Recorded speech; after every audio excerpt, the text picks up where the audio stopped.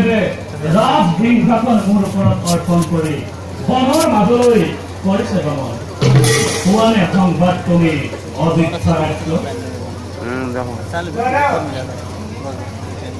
আইছো সংবাদ মই দূতৰ মুখে। একজন বংশৰ নীতি জ্যেষ্ঠজনেই ৰজা হয়ে ৰাজ্যৰ ভিতৰে ব্যক্তিদেৱে আজি উচিত বিচাৰি কৰিছিল। নাই তাত মোৰ অলপো আপত্তি। হয় দাদা, এতিয়াও যদি তোমাৰ কিবা অভিযোগ আছে কোৱা। এই ৰাজ সিংহাসন তোমাক অৰ্পণ কৰি চিৰদিন সমভোগী হৈ মই থাকিম তোমাৰ। দাদা, এনে বাক্য তুমি আজি কিয় কৰিছা উচ্চাৰণ? এনে ক্ষীণ বাক্য প্ৰয়োগ কৰি তোমাৰ ৰাজ সিংহাসন লাভে আনন্দ মোক কৰিছো দাদা। সেইহে নিৰ্ভয় মনেৰে জয় যোৱা ৰাজ কাৰ্য তোমাৰ।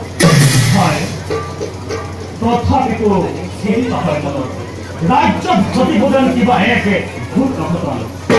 হয় দাদা, ইয়াতে অজ্ঞাতে যদি এই অযোধ্যা ৰাজ্যতে বিভেদৰ অগ্নি হৈ প্ৰজ্বলিত তেন্তে সেই অগ্নিক তুমি নিজ হাতেৰে নথিমূল কৰিম বুলি কোৱা অংগীকাৰ।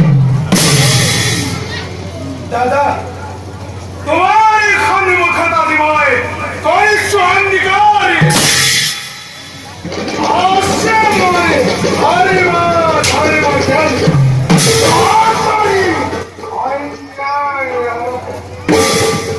হয় যোৱা তুমি নিৰ্ভয় মনেৰে জয় যোৱা ৰাজ কাৰ্য তোমাৰ। আমি মই চিৰকাল তোমাৰ অনুগত। হয়, সংকুচিত মই তোমাৰ কথা।